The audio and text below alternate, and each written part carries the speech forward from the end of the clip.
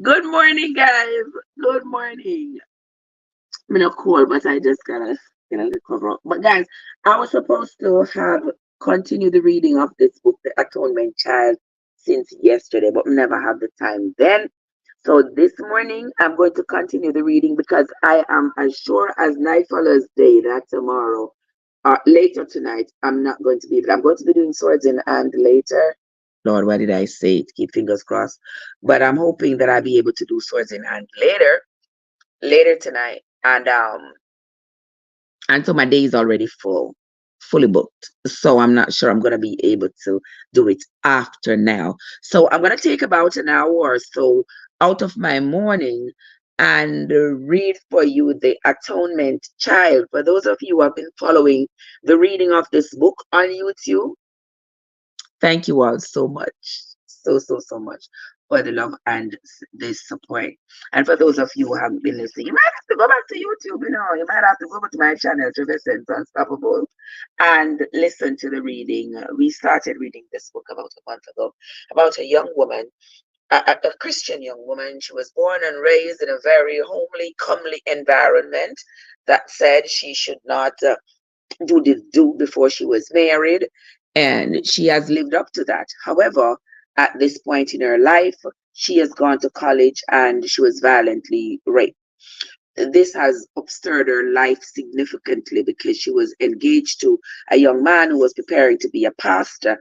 And so, with all that confusion and all that shame, she broke the engagement off, returned home, and now she is grappling with the thought of whether or not she should have an abortion. She's now 6 months along. It's taking her a mighty long time to make that decision, and the longer you wait, the harder it becomes.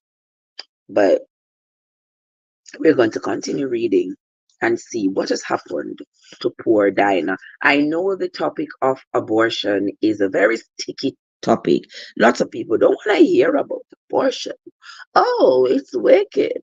Oh, it's cruel. Oh, you shouldn't do that. Well, well, if God made man and woman to be able to do the same things reproductively,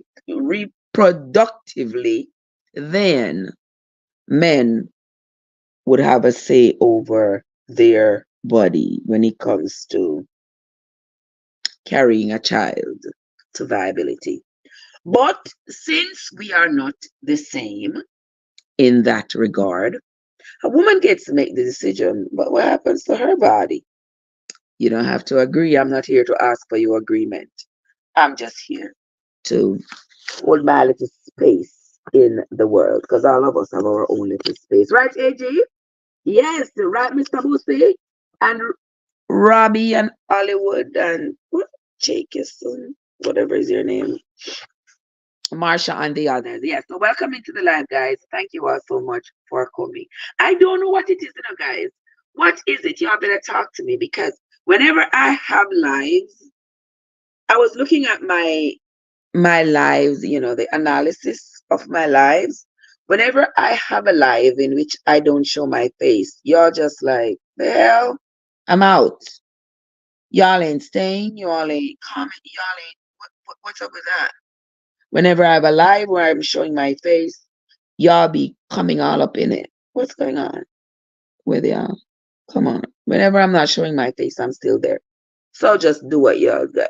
Just stay and enjoy the live. It's still me behind the scenes. Yeah? All right. Right, AG? I show my face all the time. Sometimes I'm doing something else behind the scenes that I don't want people to see. We can't have like a privacy. Oh my. Sarah Miles, how are you doing? Violet, how are you doing, guys? Welcome into the live. We're going to continue reading this book because we want to know. I want to know as much as y'all want to know what has happened to Dinah. What is Dinah going to do about this pregnancy? Whether or not she is going to get rid of it. The last time we read, look, guys, wasn't it yesterday I was telling you all that I hadn't seen Tuba Chat? And here he comes. Did I talk you up, Tuba Chat? It seems like I talked you up, my friend, because yesterday I was saying to him, and I said, guys, have you all seen too much chat? I ain't seen too much chat in a minute. What's up with him? Welcome, welcome, welcome, my love. Thank you so much for coming. As always, the love and support is mutual. Thank you so much, my dear. So, welcome into the live, everybody. Thank you all so much for coming. We are reading the book, The Atonement Child. So, listen carefully as I read for us. All right? Irritated, Hannah ignored the second ring of the doorbell and continued to remove things one by one from the china hutch. Dusting a candy dish, she set it carefully on the dining table and reached for the cake plate. When the doorbell rang again, she tossed down her dust rag and headed for the door. If it was a solicitor, he was going to wish he had skipped this house. Not bothering to look through the peephole, Anna yanked the door open, reading, ready to send the intruder packing. Pastor Dan Michelson stood on the doorsteps. Hannah, he said with a nod of greeting, can we talk? All the pain from the night before swelled up inside her. She felt the prick of tears and resurgent of betrayal. That depends on what you have to say. I've come to listen. Really? Aren't you here on my husband's behalf? I love you both, Hannah. May I come in? She wanted to tell him no. She didn't feel like having company, but that would be impolite. Resigned to suffer through the interview, she stepped back, opening the door a little wider. The sooner she let him in, the sooner he would say what he had to say, and the sooner he would be gone. Cursing dog. Anna ushered her pastor into the family room and invited him to sit on the family sofa. Would you like some coffee? Please. Gritting her teeth, she went to make some. She made no attempt at conversation. Have you heard from Dinah? Hannah opened a cabinet and took down two cups and saucers. They rattled as she set them on the counter. Didn't Doug tell you? She's coming home in a few days. She faced him, loaded and cocked. By the way, she's pregnant. Did Doug tell you that? She was raped in Illinois? OMG. She had lots of support. The dean asked her to leave college. Her fiance felt she was defiled and didn't want her anymore. So she came home to us for help. Doug told me to take her straight to the abortion clinic and get rid of the problem. He said I had the experience. Did he tell you that in the little meeting last night? Dan sat quiet, allowing her to vent, hoping enough hoping enough steam would escape that she would accept help. Oh, Tuba Chat says my schedule is so hectic for most of the year, but should be around more often in the next several months. Okay, my love. We'll be looking forward to seeing you. Hey guys, what's up? How y'all doing? James Gip is here. James, what's up? How are you doing, my love? Good to see you, my friend. Welcome. Hey Corey. Hey Billy. Donna and Toby. Welcome. Thank you all so much for coming. All right, we're going to continue with the reading. Dan sat quiet, allowing her to vent, hoping enough steam would escape that she would accept help. Getting no response, Hannah fell silent, ashamed, furious, and fighting tears. Why had he come? Why couldn't he mind his own business and leave her alone? She stood in the kitchen, waiting for the coffee maker to finish dispensing the brew. Filling the cup, she put it on a tray and carried it into the family room. As she set the tray down before him, she realized she had forgotten cream and sugar. She knew Dan liked both. Well, he could do without today. Maybe the bitter brew would send him on the run. Thank you, Dan said, leaning forward. Why don't we pray? You go ahead. Just don't do it loud. She stood up and moved away, going to stand at the window, arms crossed, staring out at the small vegetable garden. It needed digging under, mulching, and replanting. Maybe she'd start that this afternoon. She felt like getting down and dirty. Dan's appeal to the Lord was brief and heartfelt, hands clasped loosely between his knees, his head raised, as he looked at Anna Carey, where she stood near the windows, arms wrapped protectively around herself. I'm not here to cast blame or condemn or judge. I've come as your brother in Christ. I want to help Anna. I really do want to help. I want to come alongside you and Doug. I see two people I love very much coming apart, and it grieves me. Thanks for your thought. She tossed the words over her shoulder. It's too late. I can't help unless we can get your anger out of the way. She faced him again. That's rich. Was that what the two of you decided last night in your little meeting? Maybe you should counsel him about his anger. Help him get rid of it. Doug will be coming in for counseling once a week, starting this evening. His words took the wind from under her sails. Doug in counseling? When she had suggested it before, he had always said no.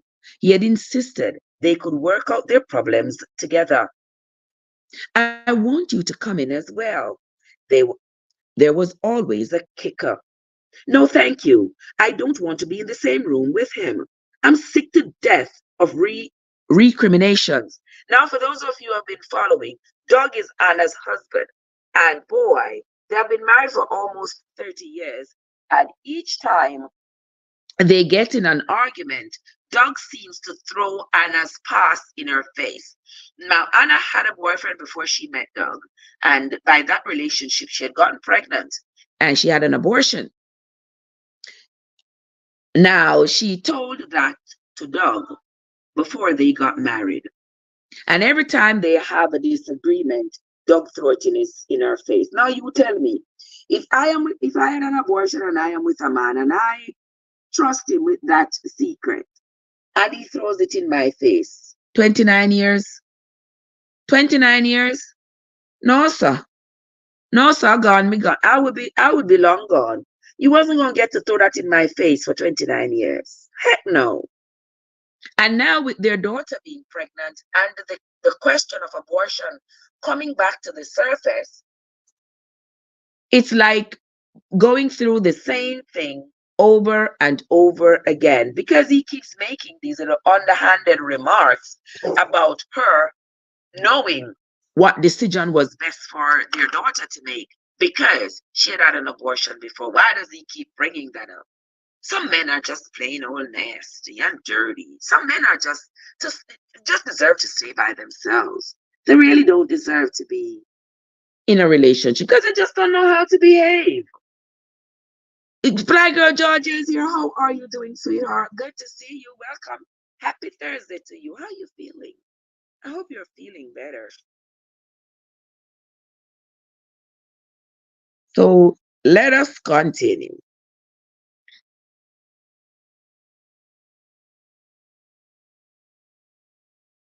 I don't think I don't. I don't. I'm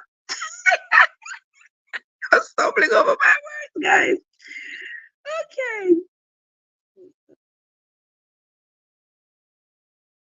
All right. Let's continue.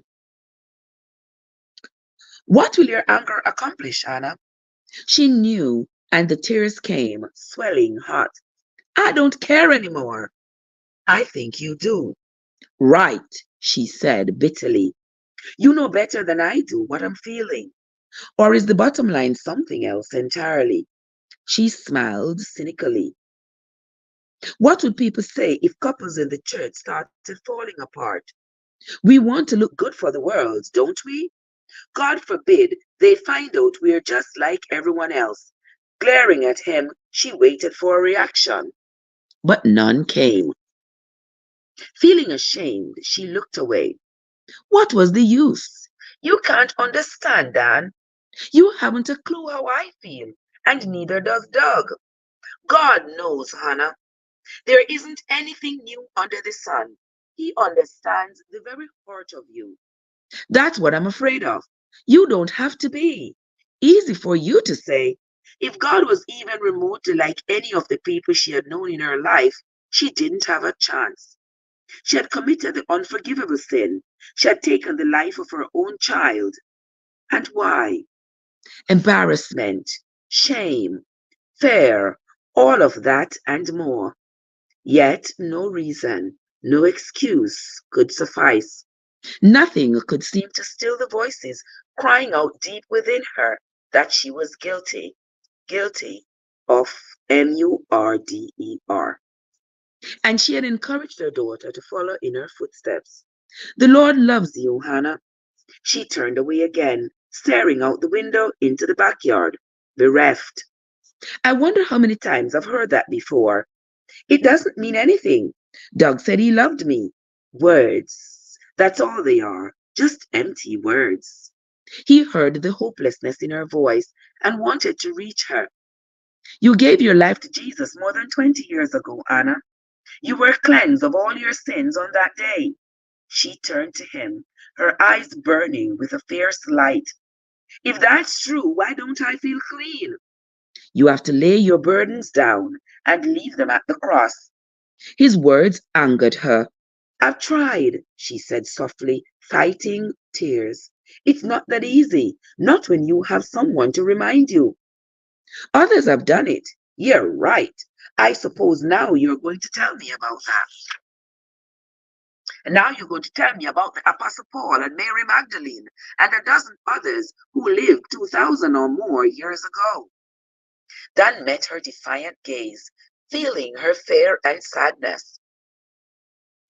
He took in her angry, hurt expression, her protective stance. Silently, he rose and went to Hannah. He came alongside her at the windows. I'm not talking about people who lived 2,000 years ago, Anna. I'm talking about now. There are others in our congregation who have been through what you have been through. She turned slightly and looked at him, surprised but half hopeful. You are not the only woman in our church who has had an abortion, Hannah. Are there many? Misery loves company. 6 that I know of. I'm going to put prayer baskets out on Sunday, and we may have a better idea of how many more. I contacted a pregnancy counseling center this morning and spoke to one of the directors. She has materials on post-abortion syndrome, as well as a Bible study she's offering to teach it. At the church? Hannah grimaced inwardly at the thought, knowing she would never attend. Her life had been difficult enough with Doug knowing what she had done.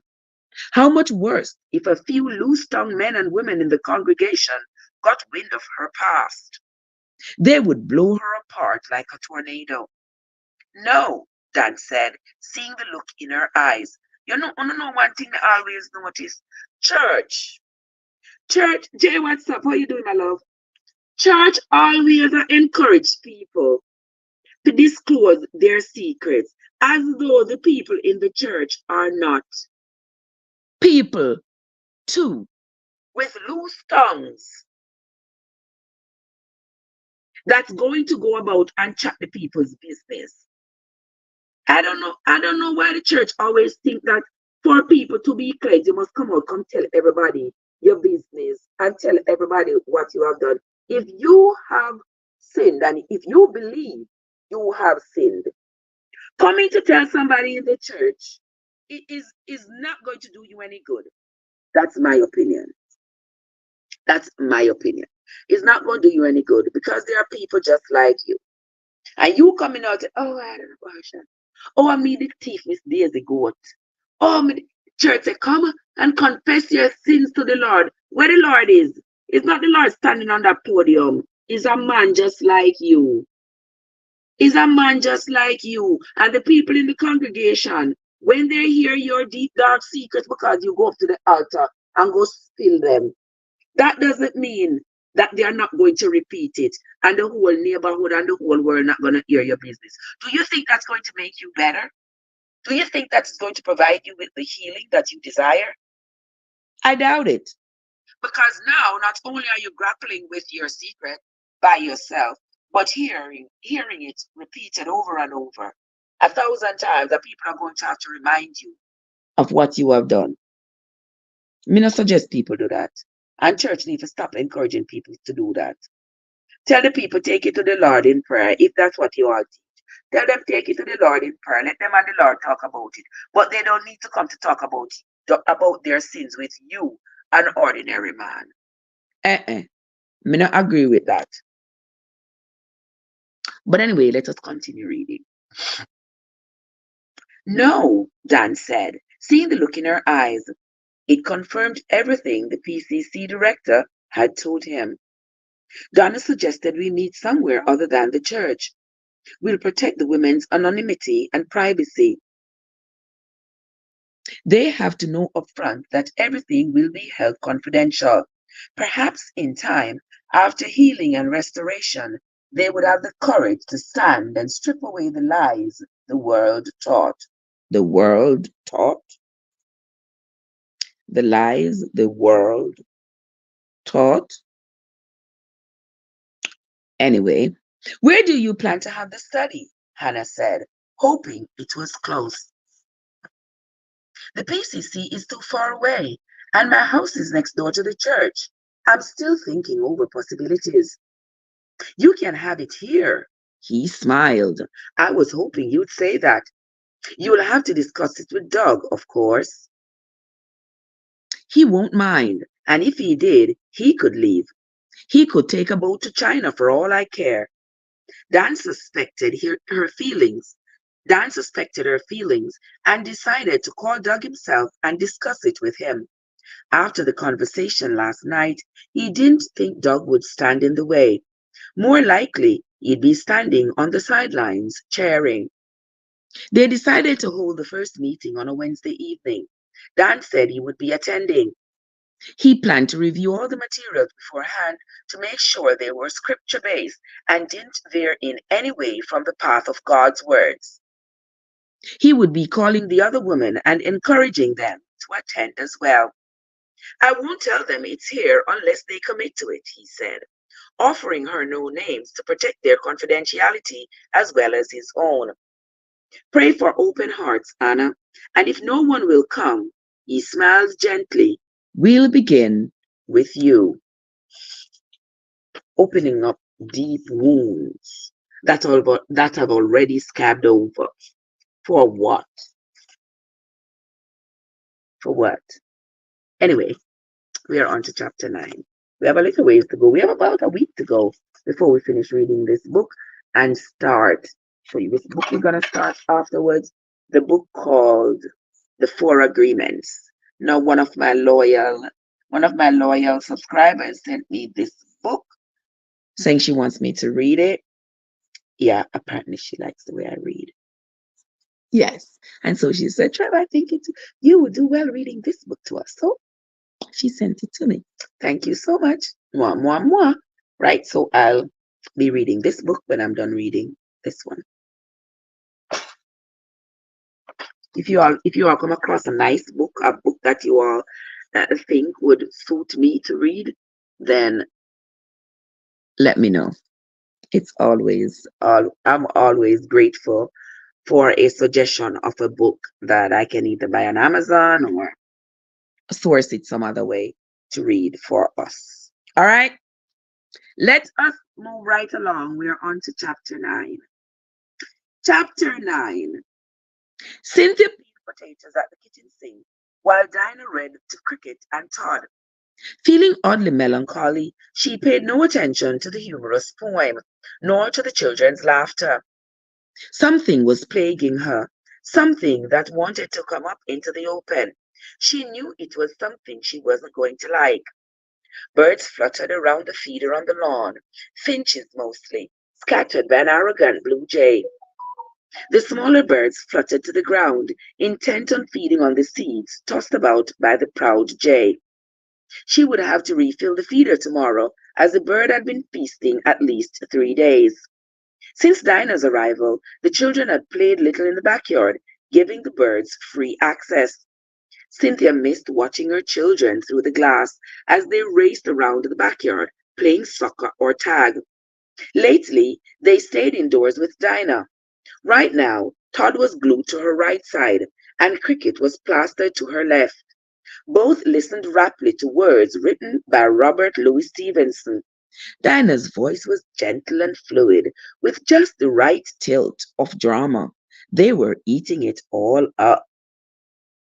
Picking up another potato, Cynthia remembered her own mother reading to her from the same book. When she had been old enough to read for herself, she had taken the worn red childcraft volume outside with her. Mustard flowers grew as tall as she was in the family walnut grove. She had made hiding places among the yellow blooms and dreamed of living in a butterbean tent and having a calico cat and chocolate dog. Sometimes she had laid back and stared up at the blue sky and wondered what it would be like to eat warm animal crackers and drink hot chocolate in a cozy English kitchen. Todd left the couch and sat among his Legos, an architect with a vision. Yesterday, he had invited Dinah to join him. Rather than decline, she sat down beside him, cross legged, and began putting red and blue plastic pieces together.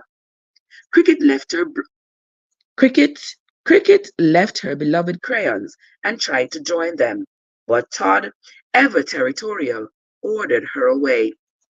It only took a few tender words from Dinah to have him enlisting his sister's help in an expanded project. Cynthia liked the young woman. She felt drawn to Dinah's easy, loving manner, which seemed to bring out the best in both children.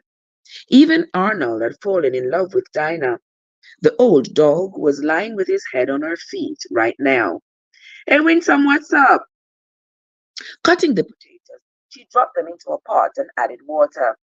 Putting them on the stove, she turned the burner to high. The leg of lamb was browning nicely. The peach cobbler was cooling. The salad was tossed and covered with clear wrap in the refrigerator, and the dressing was made. She had changed her clothes, freshened up, and then set the table. Rinsing her hands, Cynthia dried them and hung the towel on the oven handle. The children laughed again. Dinah was laughing too. She was so young and pretty, her blue eyes bright and clear, unshadowed by her situation. Cynthia marveled. How would I feel if I were carrying a child of a man who raped me? A man I couldn't even identify. A man whose face I didn't even see. Dinah looked so at peace, and she had brought that peace to Jim as well. What was it about Dinah Carey that had broken down the wall that had surrounded her husband for so long? Cynthia felt as much in awe as her children did. The girl had come to Jim for help and brought with her redemption. Cynthia would ever be thankful for that. So why did she feel so detached? Jim would be home soon. She wondered how his meeting with Elizabeth Chambers had gone this afternoon and why he had decided the telephone call hadn't been enough. Dinah would Dinah, would you please keep an eye on the potatoes while I freshen up? Jim should be home soon. Dinah smiled in quick response and closed the book. I'll set the table for you. Oh, would you? That would be nice. There was some lis- there were some linen cloths in the china hutch. Cricket, please show Dinah where the good china is. We'll use that and the crystal glasses this evening. The silver is in the middle drawer. Todd glanced up from the hospital he was building. Todd glanced up from the hospital he was building. Is it your birthday, Dinah? No, dear. Dinah's going home tomorrow, Cynthia said. They had to know sooner rather than later. Both children put up an immediate protest. Why can't you live with us, Dinah? Cricket said. My mom and dad are expecting me home, sweetheart. They can come visit. I'll sh- I'm sure her mommy and daddy miss her very much, sweetheart. But I'll miss her too, mommy, Cricket said. And Dinah will come back to see us, won't you? I'd love to. Cynthia walked down the hallway to the master bedroom. Distracted and depressed, she sat at her vanity table and loosened and brushed her hair. She tried to analyze what was bothering her. In the past 3 days, their lives had been turned upside down and inside out. Yet, on thinking about it, she didn't care about the outward changes that would come from the decisions Jim was making. It was the change of heart that made her anxious. Something chewed at her sense of security, some niggling apprehension and guilt. Hi, Jim said from the doorway. She glanced up sharply, relieved to see him. He still made her heart jump. She rose as he entered, and he took her in his arms and kissed her. It wasn't the usual casual peck of greeting, but one of hunger and promise. She leaned into him, clinging, relishing the moment. Seldom in the past few years had he come home in such a good mood. After a long moment, he drew back, his fingers lightly combing through her hair. I love you, he said, eyes warm, expression clear of tension. She didn't realize how much of the stress had affected him until it was gone.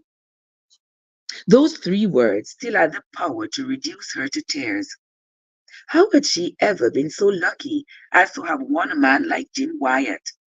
Reaching up, she touched his face, loving him with every particle of her being. She couldn't speak.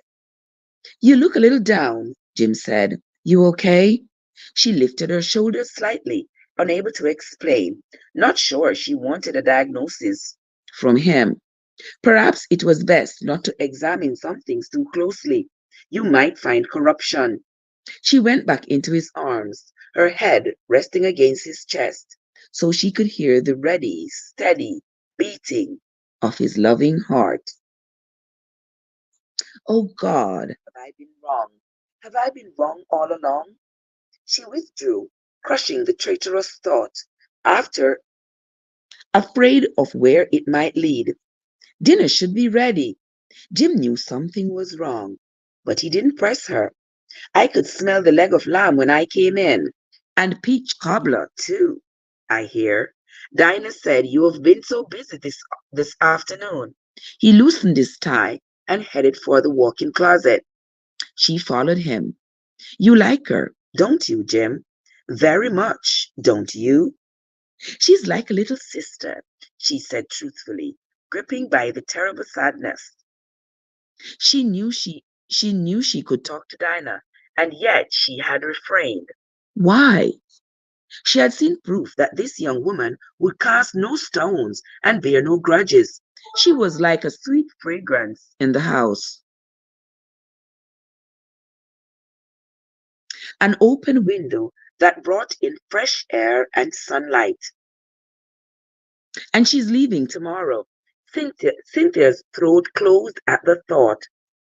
Dinah turned out to be a quiet, glum affair. Neither Todd nor Cricket was very hungry, both obsessing about losing their newfound playmate. Even the peach cobbler with a dab of whipped cream failed to raise their spirits. Usually, Cynthia had to tell them to slow down and not to be in such a hurry to rush back to their play. Tonight, Jim had to ask them to leave the table. When they still resisted, he bribed them. There's half an hour of sunlight left before you two have to get ready for bed.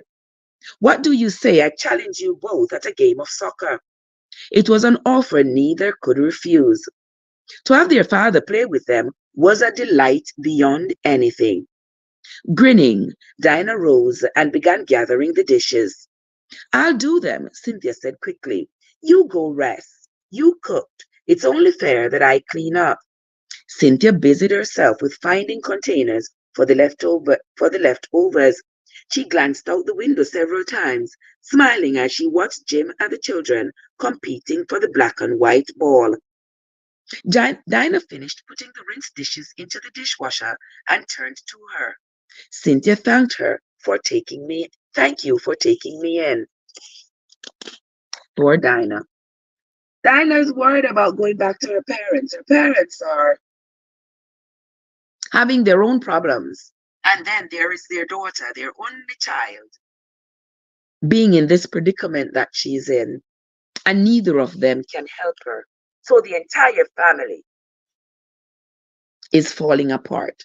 And oftentimes, when families are that close, the pain of one person affects everybody. The heartache of one person affects all members in a closely knit family. And this is what is happening with Dinah. She's falling apart, even though she's trying to be strong. Her family is falling apart, all because of her unfortunate circumstance. Nonsense. It was Jim who helped her. You opened the way for him. Cynthia didn't know what to say to that. She had opened the door to this girl, and her life was never going to be the same. Because of Dinah, Jim had made a decision that would change everything. Most of all, him. Was she happy about it? Part of her rejoiced, while another part was afraid. It was the fair she didn't want to dissect. Dinah sensed there was something troubling Cynthia Wyatt. The last thing she wanted to do was add to the woman's distress, but she knew some things had to be addressed before she left. You have more influence than you realize, she said, fully aware how quickly things could change if Cynthia wanted it so. A woman could be the wind beneath a man's sails, or a gale to send him into uncharted waters. She could be an anchor in stormy seas, or she could let him drift onto the rocks. Jim had always done what he felt he had to do. Cynthia turned away, hoping Dinah would leave it at that. She didn't. She couldn't. It's easy to see how much you both love each other. Jim said the other evening you've supported him in everything. In everything. Cynthia closed her eyes tightly, her stomach tightening. It was never my idea that he perform abortions. He did it because of what happened to his sister. Were you against it? I didn't think about it. She hadn't dared. Wasn't a wife's job to support her husband and get the fight against him? Turning, she looked at Dinah, resenting the question. I was for Jim, that's all. Dinah looked into Cynthia's eyes and wanted to weep for her. Cynthia turned away again, stacking containers and opening the refrigerator. She shoved them in heedlessly and let the door swing shut as she straightened. She faced Dinah again, anger stirring. I find it rather amazing that you would dare stand in judgment after all we have done for you. Dinah shook her head, her eyes filled with tears. I'm not judging you, Cynthia. But you think I was wrong, don't you? You think I should have spoken up. Stepping past her, she reached for the dishcloth. Well, I think you should pack. She began wiping down the counter Dinah had already wiped down. Clutching the, clutching the cloth, she found herself alone in the kitchen. Leaning on the counter, she shut her eyes, ashamed. The truth was, she had never allowed herself to think too deeply on the issue of abortion. She had always been against it until Jim had explained another side. Then she had been for it for his sake. She had chosen to close her eyes and ears and mind to all sides but his. It was too complex an issue, too volatile, too sensitive to discuss. And after all, wasn't it a matter of personal choice? Everyone said so, didn't they? The newspapers, magazines, television, from the President of the United States on down the line. She hadn't wanted to think about it too much or look too closely, not when the love of her life was so intimately involved. She couldn't bear to think he might be wrong. It had been easier to follow his lead rather than try to pull him in another direction. He had been so convinced he was doing right. She had chosen not to question him. Oh God, why didn't I? Was I afraid he wouldn't love me anymore? She had only seen the smallest measure of anguish he had suffered in taking the course he had. She hadn't guessed the depths of it, had never dreamed of the battle going on inside him, the sense of shame and despair he had lived with for the past 4 years. And then the dam had broken 3 nights ago. She had never seen her husband weep as much as he had. Then, now, he had made a complete U turn in his thinking and his life. Now, they say Dinah has come with redemption. I guess Dinah is talking to Jim Wyatt about abortions and how she feels that they are wrong. Now, culture and religious teachings usually clash. Why? Because the things that I might think is so wrong and so condemning might not be so in another culture. Am I therefore justified in berating another culture to say what you are teaching is wrong, what you believe is wrong, and what I believe is right? That's sort of egocentric, isn't it? Because the beliefs that I have taken on, those are simply beliefs. There is no truth. There is nothing that says what I believe is superior to what you believe. Unless there is concrete evidence that will cause a disregard for what I believe compared to what you believe, then all we have to do is respectfully disagree. Because we don't know who is right. And maybe nobody is. Right, Josette? Maybe none of us is right. But we hold on to our beliefs with all we've got because it seems to us to be so empowering. It seems to be our greatest motivator, the things that we believe. And all of it is relative, based on our culture, based on what we were taught.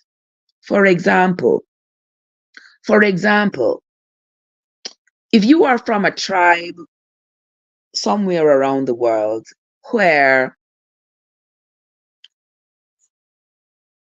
a woman, a young woman, is considered ready for marriage once she has developed physically, that appears that she's developing into a woman.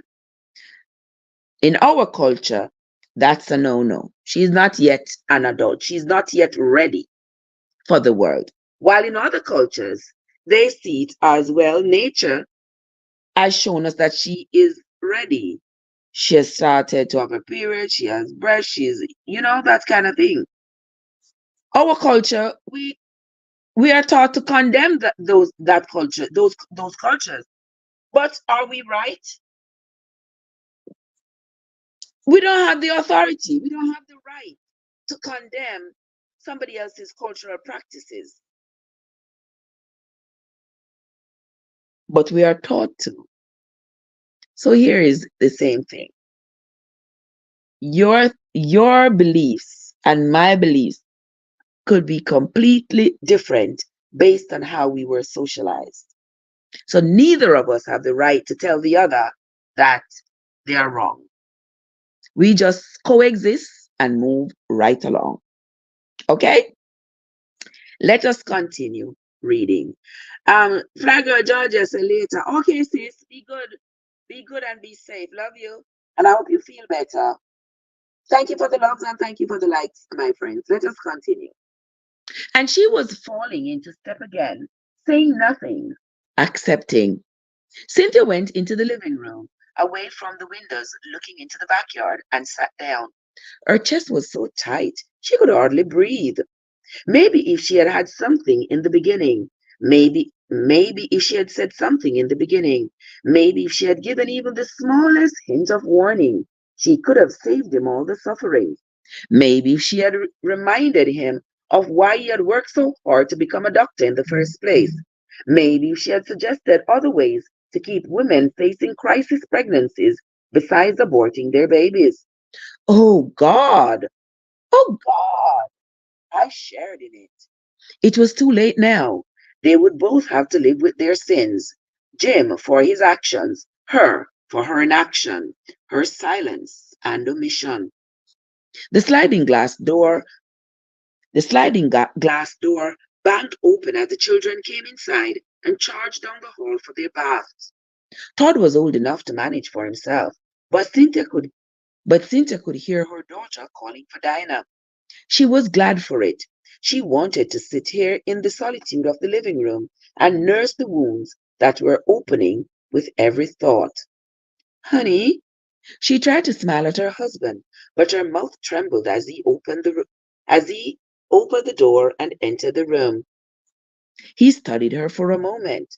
When she couldn't hold his gaze, he sat down in the chair facing her and leaned forward, hands loosely clasping between his legs. Are you sorry we'll have to give all this up? Cynthia looked around the elegantly decorated living room. Nothing she was looking at was irreplaceable. She didn't care if they gave up country club membership. She had seldom had the time to enjoy it anyway. She didn't care if they sold the house and moved. None of the neighbors had ever been particularly friendly. Perhaps that was her own fault, living in fear behind the high iron gate. Or had shame kept her hidden away? It doesn't matter to me, she said. None of it. These are just things. Only Jim mattered. Jim and the children. And she had failed them all. She looked at him, aching inside, and shook her head, struggling to contain the turbulent emotions twisting and turning inside her. I'm sorry, Jim. I'm so sorry. Jim sensed what was bothering her and loved her all the more for it. You are not to blame for the choices I've made, darling. No, but I'm to blame for not talking to you about my reservations. I'm to blame for not asking the hard questions that might have helped you look at things in a different way. I knew you were suffering. Tears coursed down her cheeks. I knew, but I convinced myself I shouldn't interfere. She touched his cheek. You know, you never had to tell me which days you worked at the clinic. I knew by how depressed you were the morning you left. I knew because you were angry when you came home. I knew when you spent the entire evening in your den doing going over cases from your office. I thought keeping silent would make it easier on you, but I was wrong. You did it because you loved me, darling. Yes, I love you. I do love you. I love you so much. I'd die for you. So why couldn't I love you enough to be completely honest? His eyes moistened as they searched hers. I never knew you had any reservations. I was afraid to tell you. Why? I don't know. Another lie. She tried again. I knew by the way you talked about Carolyn how much your sister meant to you. I didn't want to add to your hurt. An excuse. And yet, damning words, isn't it? Support. I upheld him in it. He'd like to absolve me. As much as I'd like to let him, he can't. Inaction is an action in itself, and silence can speak louder than words. She smiled weakly, trite but true. I just wanted you to know that before you leave tomorrow. Servant David is here. Servant David, my brother, how are you doing? How are you doing, my love? Good to see you. Good to see you. Leaning forward, Dinah took Cynthia's hand. I came because God sent me, and you opened the door. I needed help, and you took me in. I needed help, and you took me in. You said that once before, Cynthia said, touched by her concern. I'll say it again. Others weren't so kind. Ethan, Dean Abernathy, even our own parents. Oh God, who are the infidels? These people who took me in as a stranger off the street. Ethan and Dean Abernathy are saved. So too are mom and dad. None of us deserve it, but you cover us with your grace and mercy. Oh, but Lord, what of these two people I've come to love? What of their children? Oh, Jesus, please, I beseech you on their behalf. You have opened their eyes, opened their hearts as well, so that their names are written in the book of life. I've been very glad of your company, Cynthia said, squeezing Dinah's hand gently in return. We haven't talked very much. Well, not enough. Not about the important things. Christ, the gospel. No, but I've watched you. I want you to have the peace God has given me. I know, but I don't think I'm ready for it. Not like Jim was. He was ripe for the harvest. She was still standing grain. You have made me hunger and thirst, Dinah, but I'll have to find my own way to the well. God, may it be so. When Cynthia withdrew her hand and leaned back slightly, Dinah understood that the spiritual side of their conversation had been closed. What of the young man who's been calling you? Who? Joe? He's been a wonderful friend. Are you sure it isn't more? He was my fiance's best friend when my relationship with Ethan disintegrated because of, well, you know, the difficult circumstances. I think Joe felt someone had to shoulder the responsibility for me.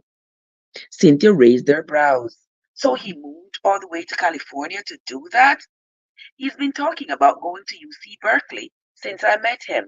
He said it'd be a great place for testing a person's faith. Well, he's probably right about that. Does he plan to become a minister? Well, I don't know, Dinah said, frowning slightly, wondering. I've never really nailed Joe down about anything. All she knew for certain was that he loved the Lord wholeheartedly. That had been enough to cement her respect and admiration from the beginning. As to the rest, Joe had never been quick to share his hopes and dreams or his plans, not the way Ethan had. Servant David said, I'm doing great, Trev. Thanks for asking, and how are you? I'm not too bad, darling. I'm giving thanks. I mean, every day that I wake up and I'm vertical, I'm grateful. No matter what. $30 in the bank account, but I'm still okay. I'm still vertical. YouTube demonetized me, I'm still vertical. I'm still okay. My AdSense take away. I don't know where my AdSense gone. But all my little extra funds gone. So hey. But hey, I'm still vertical. No matter what. We ain't gonna be worried about it. Thank you, my brother. I hope you're having a great day. All right, guys, let us continue. They talked for over an hour about the children mostly, and some about Cynthia's college years and her dreams of being an interior decorator. Both grew drowsy. They walked down the hall together. Cynthia touched Dinah's arm lightly. I'll miss you, Dinah. Dinah embraced her. May God bless you and your family. Cynthia watched the door close behind her. She felt a strange ache in her heart, a pang of loneliness. Is one of the children sick? Jim said groggily when Cynthia slipped back into bed. No, Dinah got up to go to the bathroom. I thought I'd visit with her for a while. Hmm, good.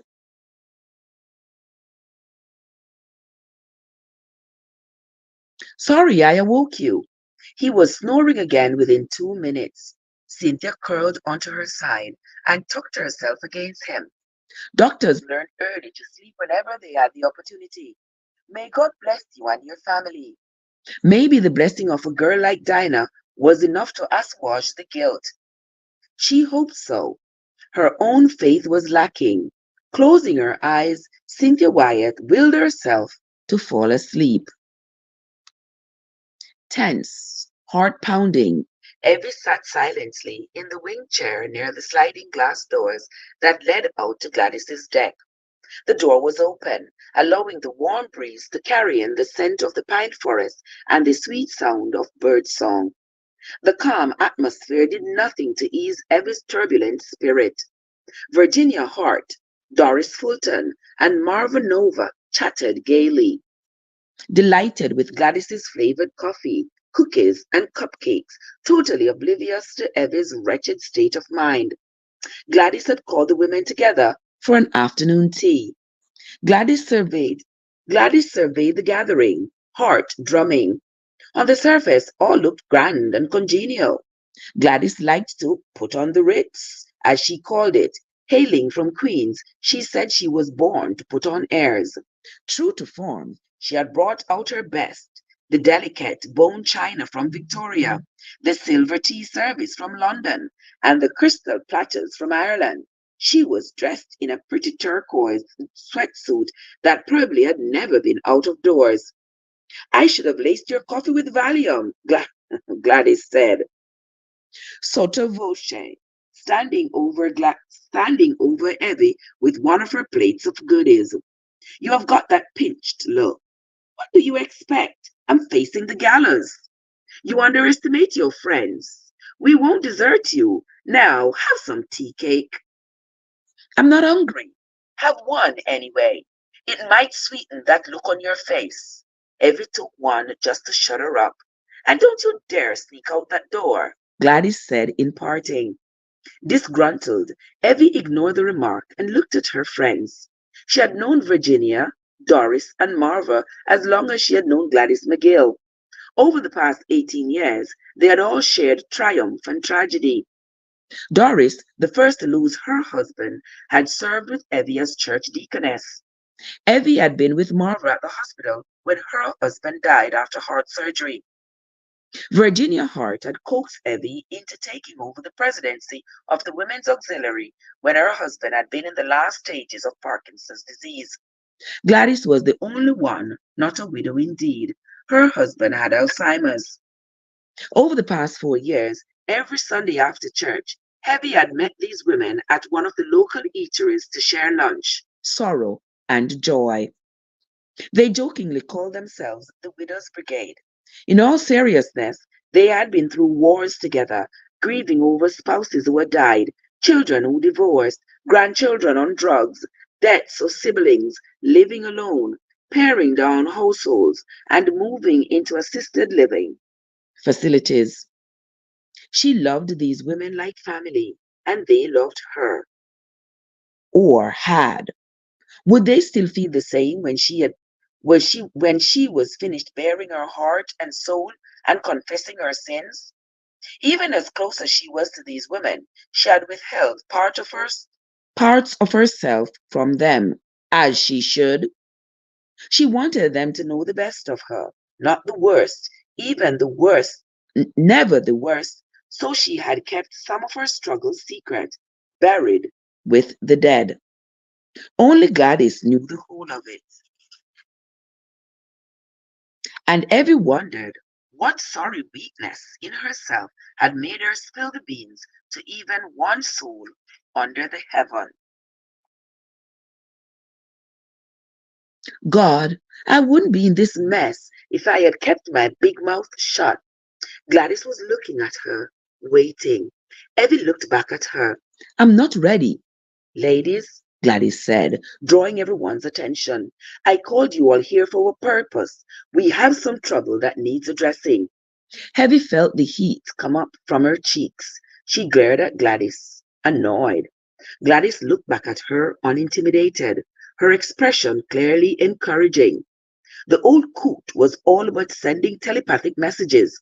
I know all about you, Evie Daniels, and I love you anyway. Trust me. Evie was most worried about Virginia and how she would take the news. Virginia was a staunch advocate and financial supporter of a pro-life organization.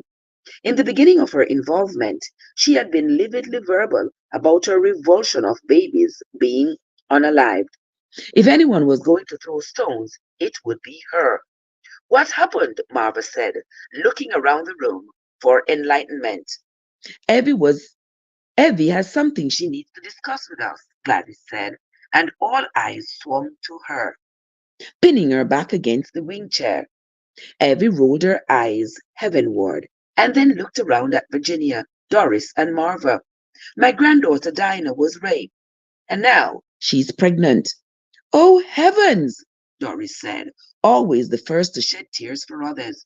She had reached the ripe old age of 81 and still had a difficult time believing people could do awful things to one another.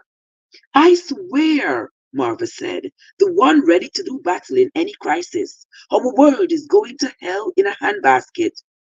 Did they catch the man? No, Dinah couldn't identify him. Why not? Because it was dark, Marva. It was dark, very, very dark, and she never saw his face. Virginia remained silent, assessing Evie's expression, seemingly not drawing any conclusions, making no remarks. Since the rape and learning she's pregnant, her fiancé has dumped her, and she was asked politely to withdraw from school. Things got even worse when she came home. Doug and Anna both tried to pressure her into having an abortion. She ran away 7 weeks ago. No one knows where she was. She called several times just to let us know she was all right. A few days ago, though, she called to say she was coming home. Poor girl, Doris said. Evie looked at Gladys and then the others. I want to go and get her and bring her up here to live with me so she can have the baby. Virginia seemed to breathe again. She leaned back slightly and sipped her cappuccino. Is that what Dinah wants? Doris said. That was the impression she gave Anna. But as I see it, nothing's changed. She's walking right back into the same situation she faced when she left. Doug was dead set against Dinah's having the baby. He despises the thought of it and is convinced Dinah will ruin her life by having it. And Anna is so confused she'll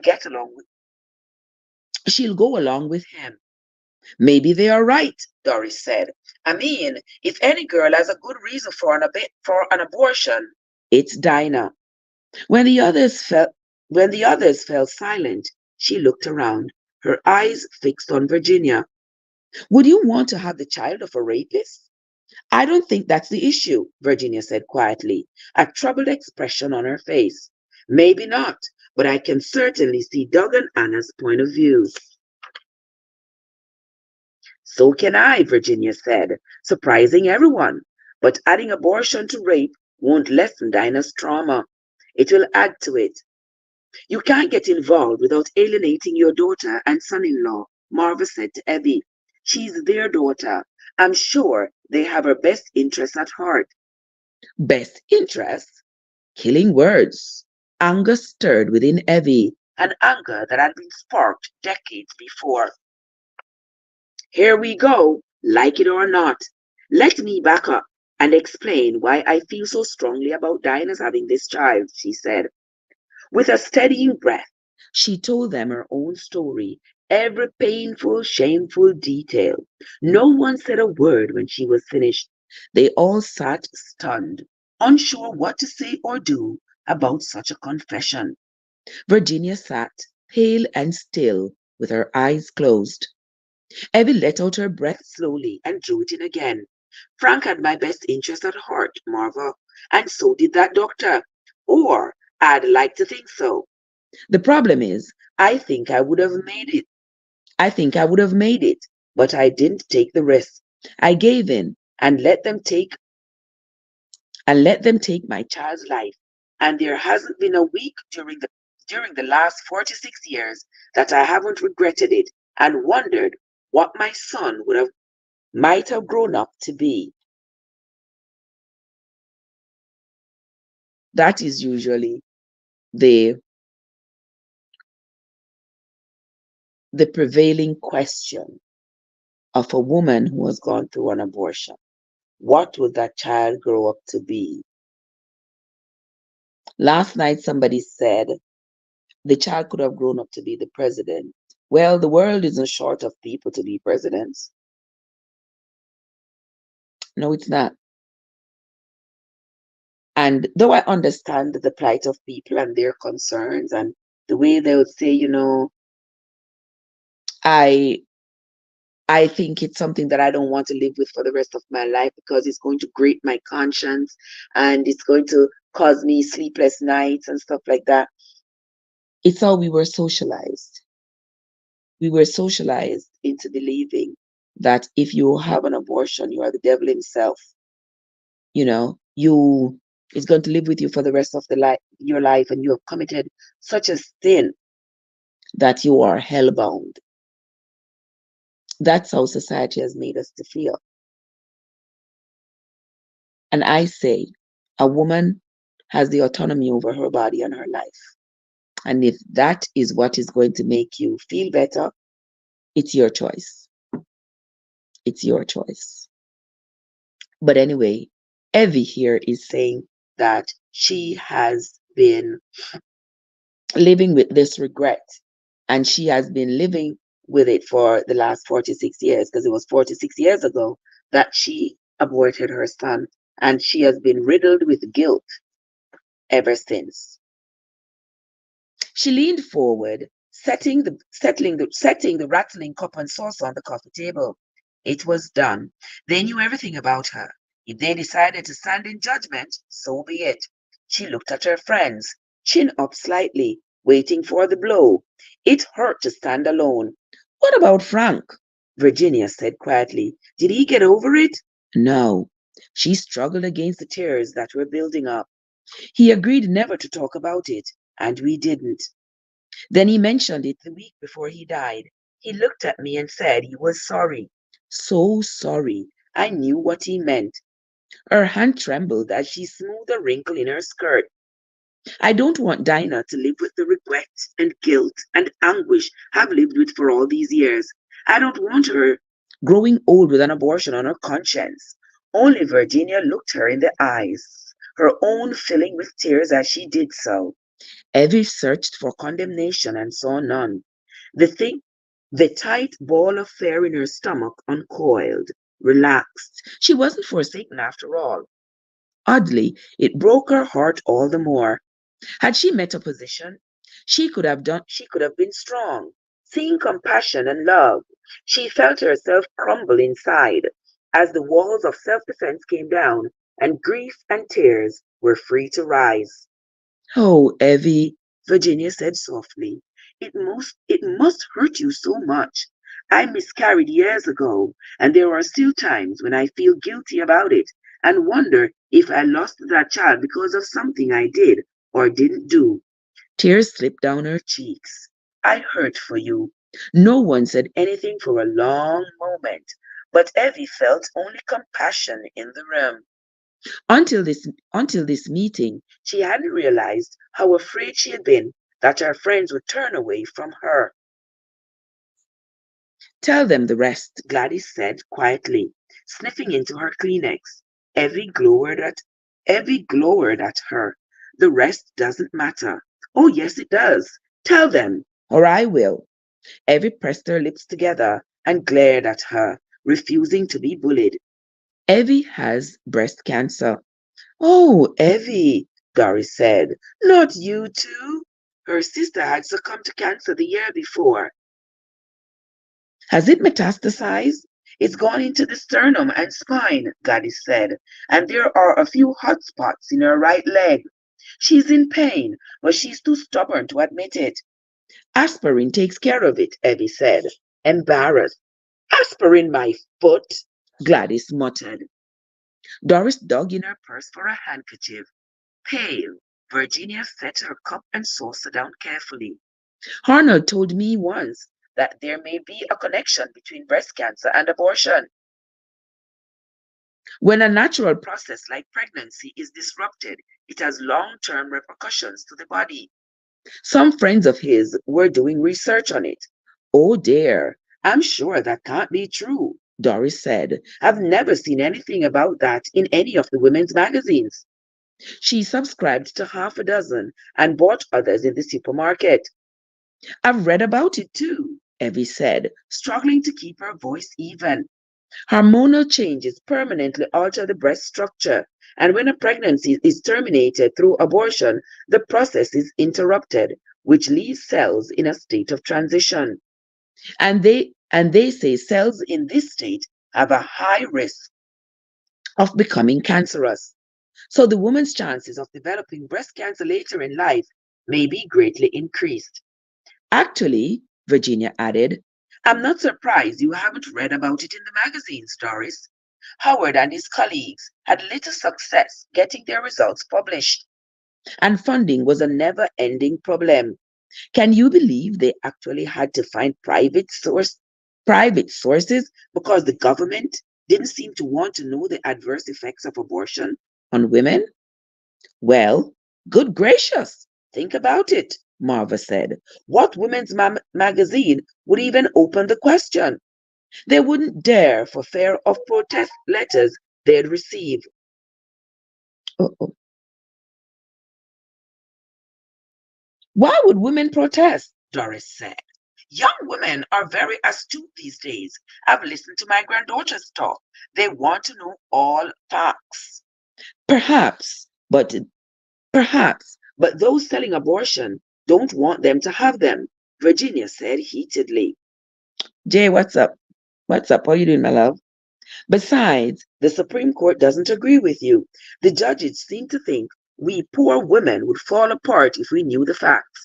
So they decided women don't have the right to know the truth. She shook her head.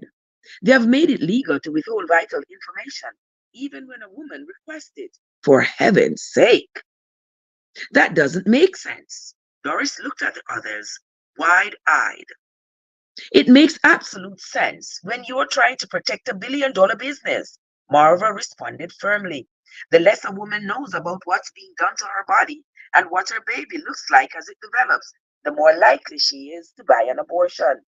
When you are when you are told the fetus is nothing but tissue, a quick fix to a long-term problem seems appropriate. It sounds so cold, Doris said. It is cold, but they'd like you to think they're acting out of mercy and compassion. Virginia's eyes snapped. And do you know the argument used for withholding information? They say it spares the woman trauma. I wonder how these judges would feel if we told them the sad truth is that they betray the 1.5 million women each year who go into an abortion clinic and aren't given the truth. It doesn't take 2 minutes on an examination table for a girl to know that abortion is a painful and destructive process and it will have far reaching effects on her life. Besides the emotional trauma of going through something so violent, there are the physical aspects, the after effects. Unfortunately, by the time she's gone that far, it's too late to change her mind. You sound as though you know firsthand, Gladys said, casting Virginia a curious glance. Have you had an abortion? No, but one of my granddaughters did. Tracy went to a reputable clinic. When they didn't inform her of the risks, she didn't think there were any. They told her it was a simple procedure. She believed them. Unfortunately, it wasn't simple enough. The doctor didn't get anything. He was probably rushed. She said the waiting room was full that day. All it takes is a tiny piece of the fetus left in the womb to cause serious infection and complication. And that's what happened. Now, she can't even have children. Virginia looked at Evie, her eyes glistening with tears. The awful part of that Tracy wanted, the awful part is that Tracy wanted that baby as much as you wanted yours, Evie. But her husband said no. It wasn't health. In her case, it was money. They had made a budget earlier in their marriage, and Tom wanted to stick to it. He insisted they shouldn't have a baby unless they could provide a proper home for the baby, and to him that meant a house in the right neighborhood. He told her if she quit her job to have the baby, they wouldn't have enough money to move out of their condo in another 6 months. 6 months, for Lord's sake, 6 months. They sacrificed their child for a budget. How are they doing now? Evie asked with quite compassion. As the world sees this, I guess they're fine. They bought a house, a nice big house with 4 bedrooms. It's in a cul-de-sac, in a very nice neighborhood. It has a big backyard. There's even a swing set. There's even a swing set left from the previous owners. There's a peso at the end of the block, so children can walk to school without even crossing a street. Our school is less than 3 blocks away, and there's a nice park. Everything was all carefully planned. The perfect setting for an all-American family. Unfortunately, that plan has blown up in their faces. She shook her head, her mouth trembling. They are two very unhappy people. It breaks my heart. No one said anything for a very long time. It reminds me of what we were reading about in the Bible study on Wednesday, Marva said, holding her coffee cup between both her hands.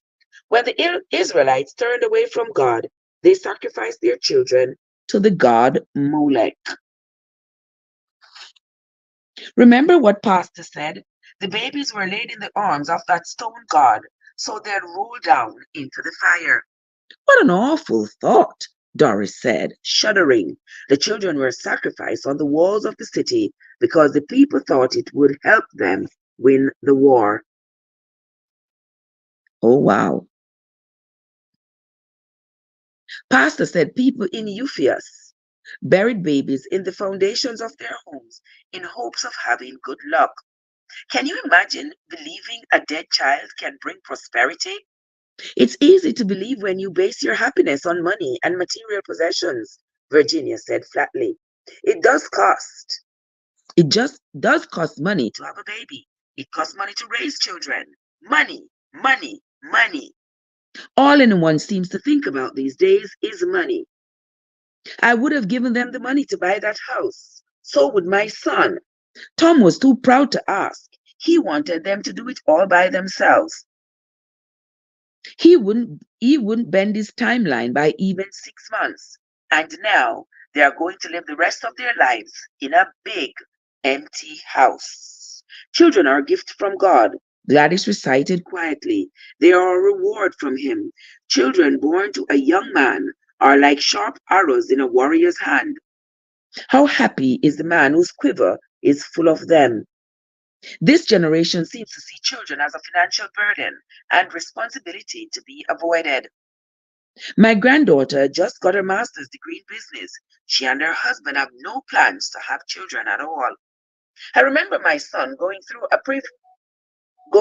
a period in the 70s when he said he didn't want to bring children into such an awful and wicked world. I told him people who cared that much about children should be the ones having them. Virginia's face crumbled. It makes me so angry. She drew a ragged breath, tears coming. She pressed her hand over her heart. I miss my grandchild. I know that doesn't make much sense, but I do. I ache for that baby. And I ache for my son and daughter-in-law.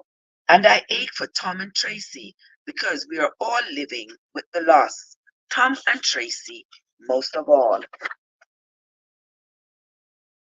She looked at Evie, her eyes brimming with tears. They always wanted children. I remember them talking about it at family gatherings when they were just newlyweds. They looked forward to the day when they would begin having babies. And they even had names picked out. I wish I knew how they got so caught up in the foolish notion that all the circumstances had to be perfect before they could have children. Evie felt her anguish and couldn't speak. Gladys sat down beside Virginia and laid her hand gently on hers. That's why you become so involved in the pro-life group, isn't it?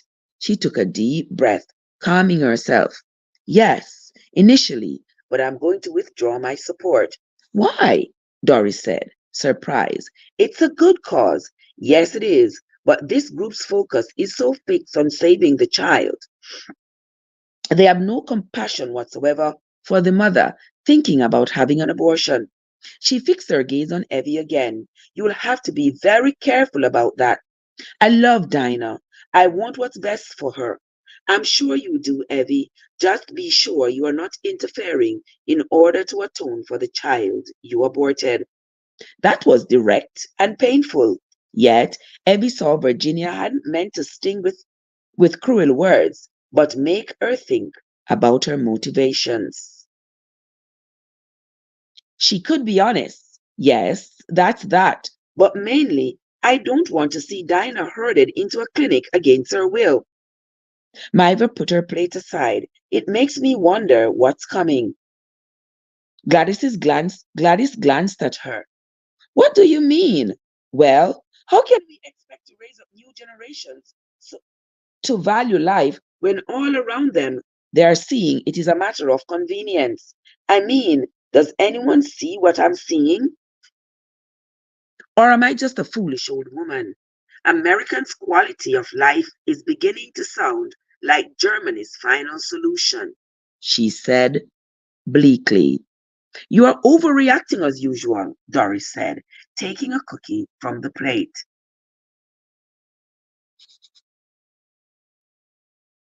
Maybe so, but it reminds me of things my father said to me when I was a little girl. Now, he was German. He immigrated to the country shortly after World War One, but he had lots of relatives still in the old country. He and my mother corresponded with them over the years. When Hitler came on the scene, those German relatives thought he was second coming of Christ.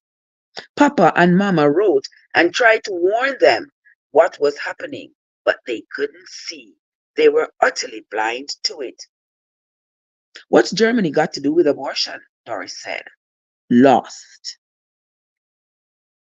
Marva folded her napkin in half and then crumbled it in her hand.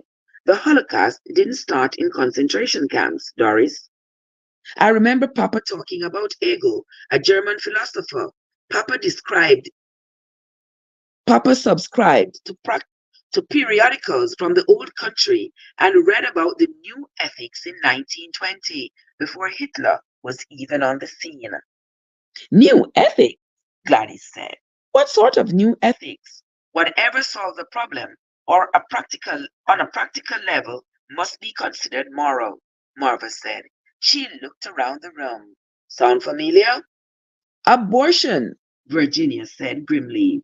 Doris looked between them, disturbed.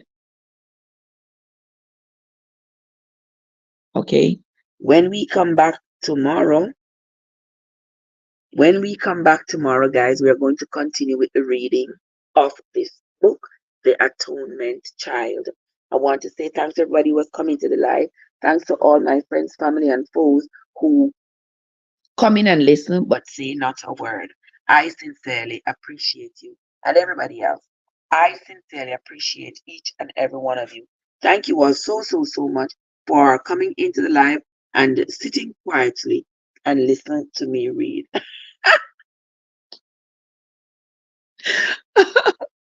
That was my goal and I achieved it. So once again, thanks everybody who came in. I hope that you all are enjoying this story as much as I am enjoying bringing it to you. That's going to be it from me for today, my friends. Until next time, this is Trev from Traversant, where your journey matters. Have yourselves a great day, everybody.